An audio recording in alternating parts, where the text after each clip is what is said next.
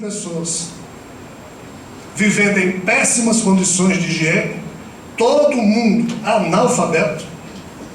Nesse mesmo período, ou seja, no ano 1000, se nós somássemos hoje as populações das 3 principais cidades do Oriente, Bagdá, Damasco e Cairo, essas 3 cidades juntas tinham mais de 2 milhões de habitantes, vivendo em excelentes condições de higiene, todos cultos, criminalidade zero, problemas zero, alta contribuição tributária.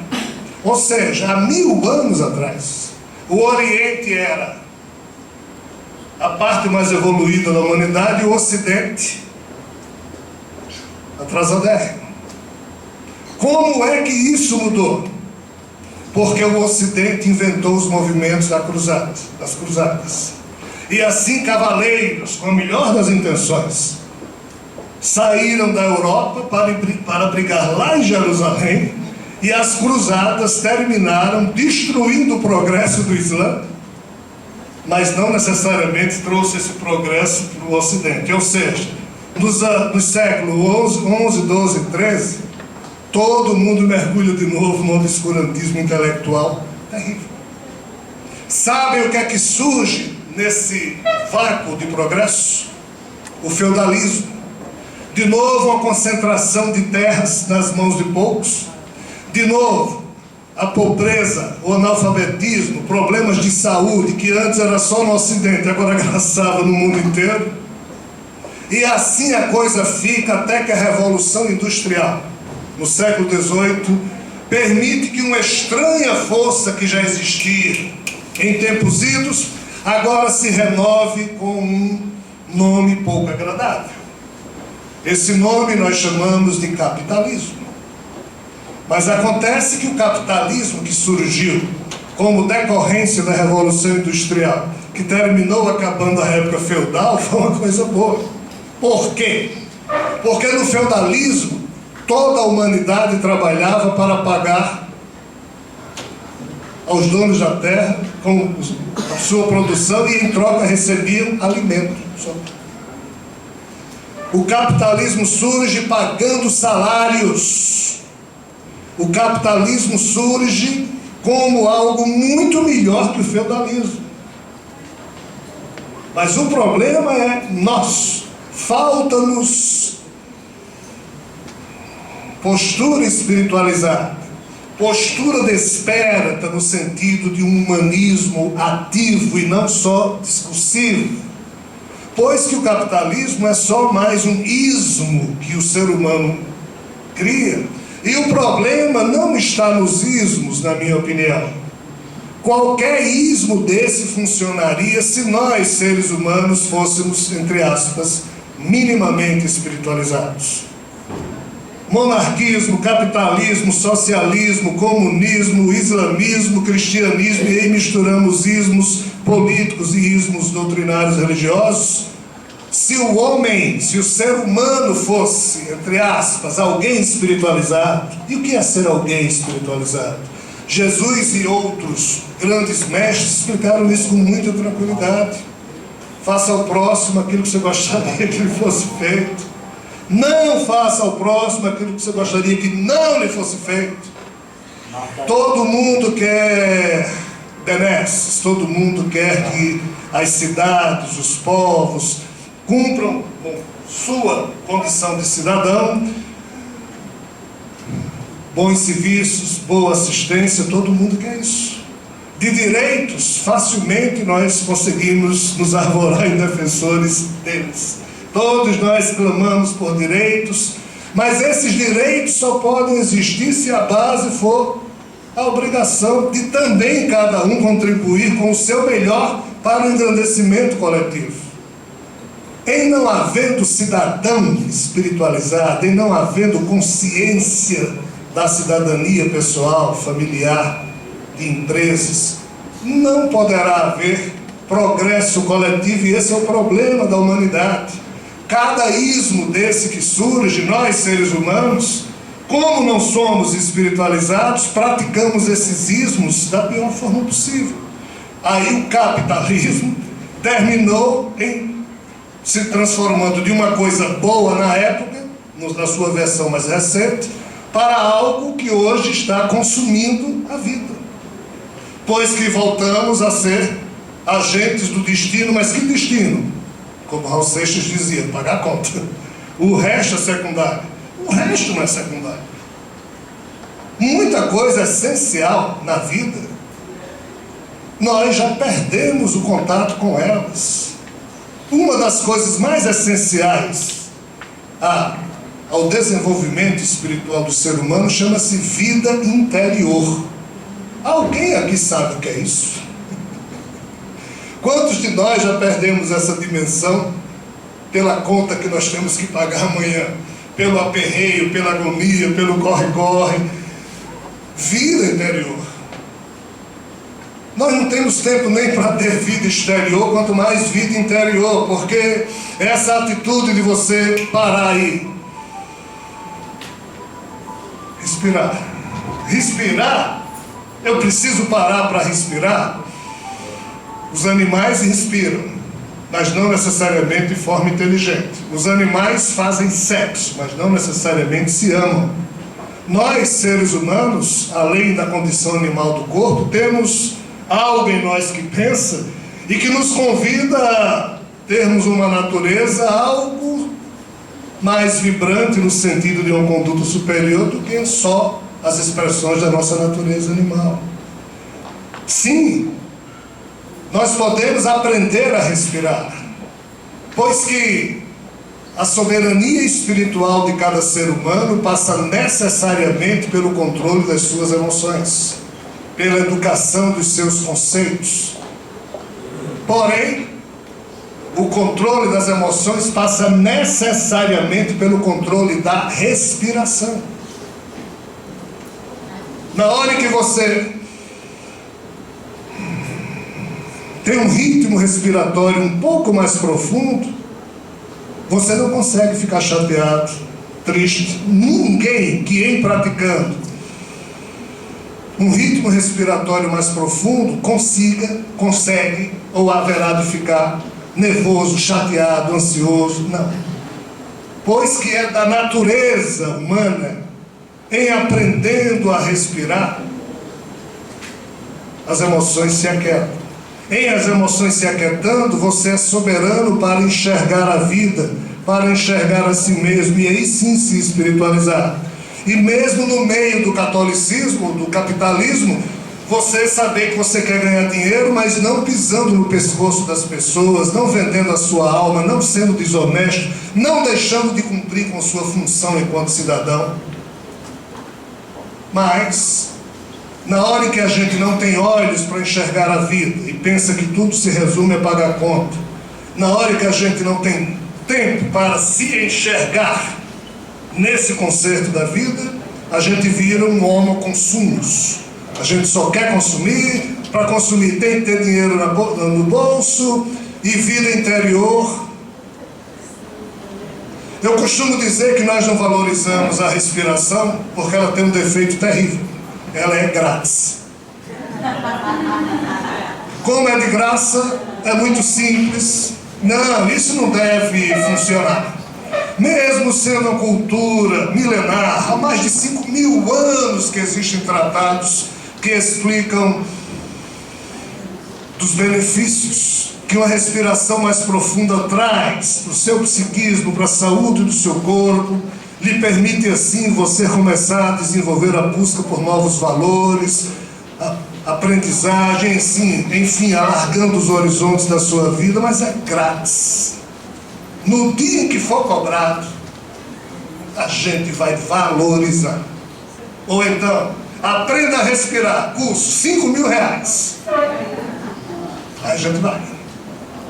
Mas assim, pessoal, sem o exercício da maturidade emocional de cada ser humano, sem que cada um de nós realmente cresça enquanto agentes da vida, enquanto instrumentos do bem e do belo, independente de estarmos vinculados à religião ou não, em estando que possamos viver da forma mais bela possível a nossa fé religiosa, Mas enquanto cada ser humano não for um agente da vida, consciente, adulto, maduro, mas sempre com coração de criança, enquanto nós não conseguirmos isso, não há ismo que dê jeito.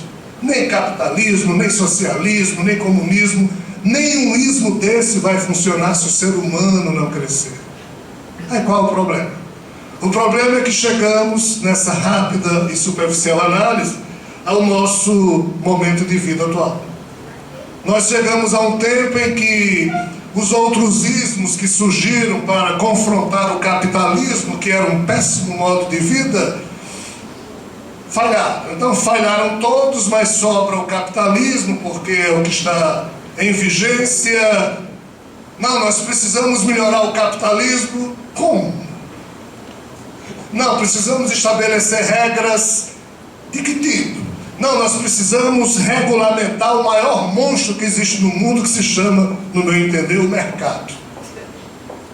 O mercado leva a culpa de tudo. Como é uma coisa sem rosto, como é uma coisa sem personificação, não, é o mercado. O mercado, mas pessoal, aí requer maturidade de nossa parte. Nós estamos sendo manipulados no jogo da vida e não percebemos. Pela nossa própria incúria, pela nossa própria falta de percepção mais profunda dos fatos.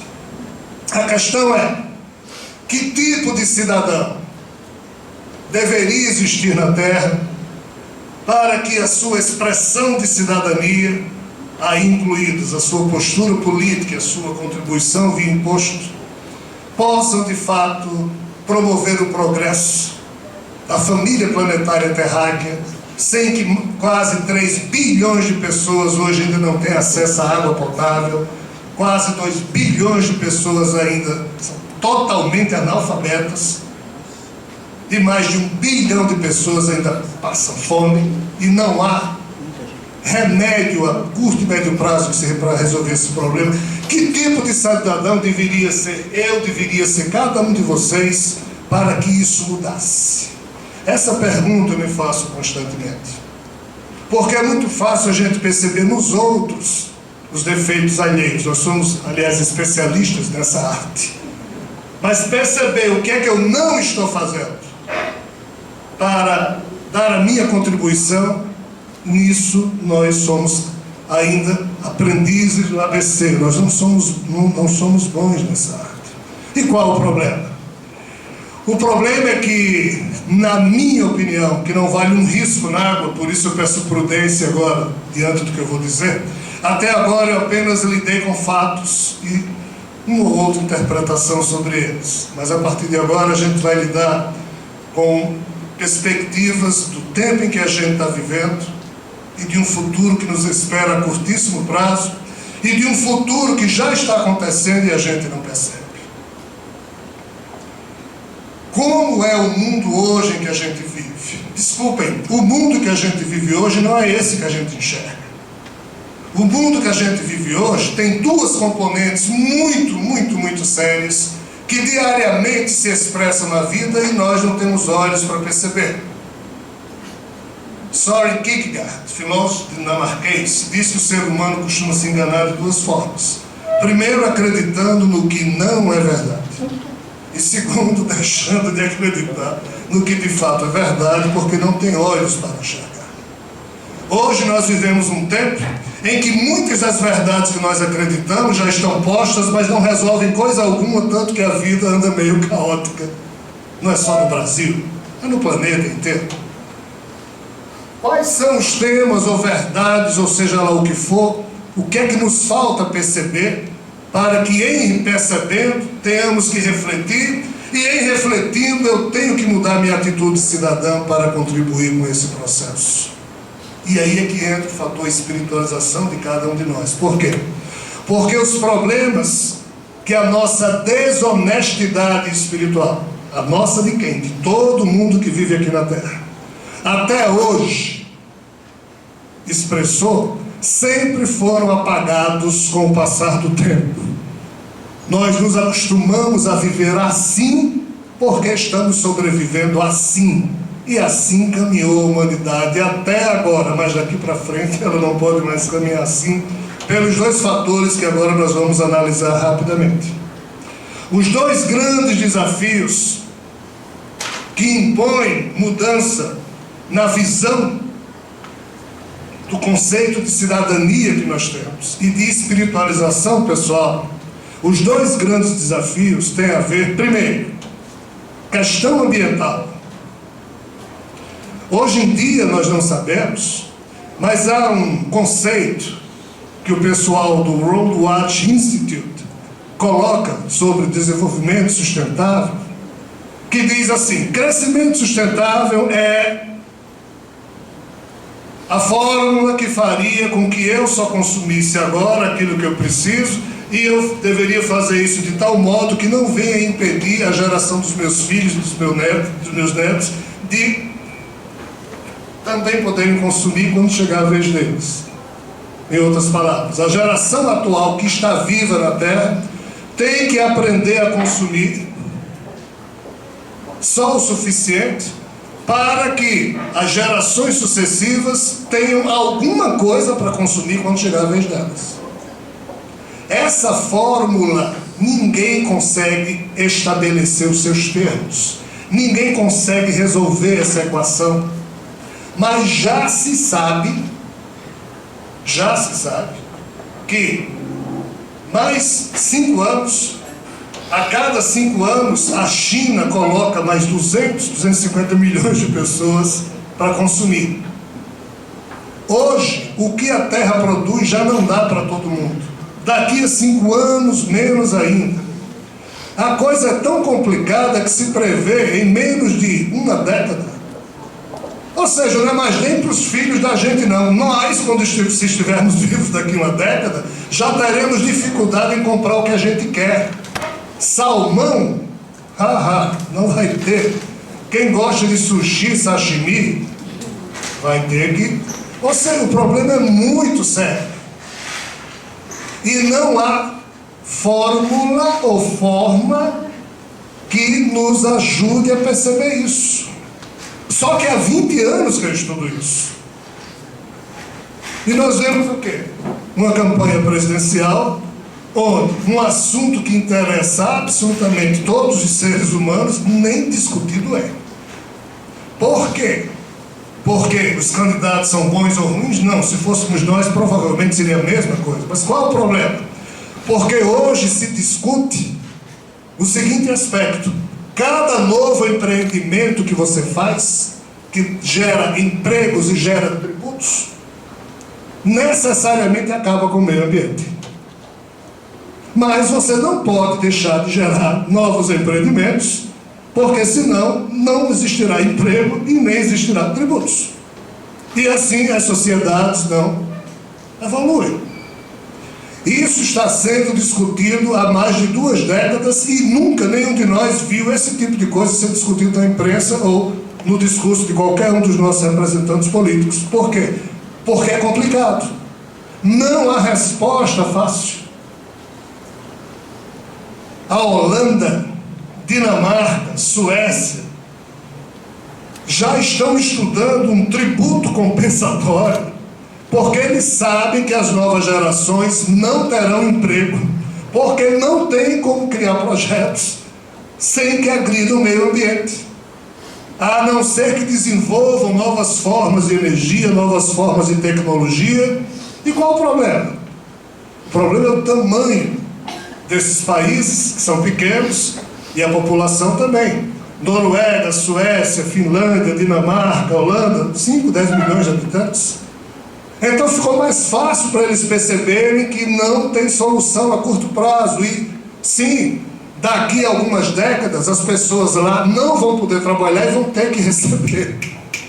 Receber o quê? Algum tipo de bolsa sobrevivência. Quem paga essa bolsa sobrevivência? Tem que haver um aumento de arrecadação tributária. Não tem outra saída. Só que esses países estão discutindo isso agora. E o Brasil?